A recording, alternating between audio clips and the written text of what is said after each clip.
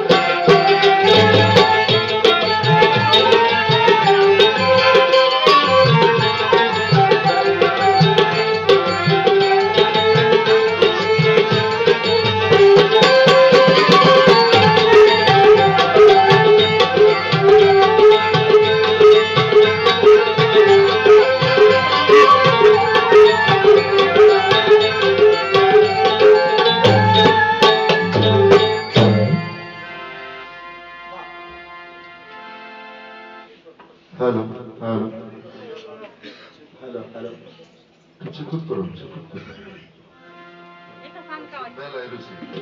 hello hello Rhoda কমায় হাইতে পারো hello hello hello hello hello hello hello hello loud করো hello hello hello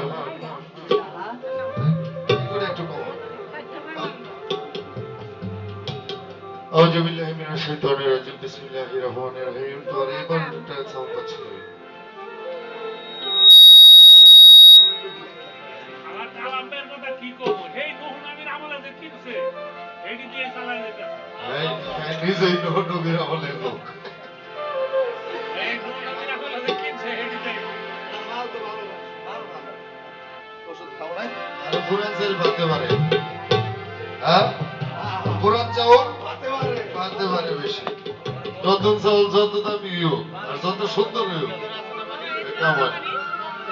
hello hello এটা ফোকালটা একটু লাউড করো দোস্ত সকলের প্রতি সালাম শ্রদ্ধা রেখে দাঁড়িয়েছি প্রত্যেক বছর নেই হ্যাঁ ঠিক আছে আসলে আমি বাংলাদেশে যে কোনো প্রান্তেই থাকি না কেন এইবারে দাওয়াতটা আমার কানে যায় আলহামদুলিল্লাহ আর মজনু ভাইয়ের সাথে বিগত অনেক দিন যাবৎ চলাফেরা আর এইবারই তো আপনারা জানেন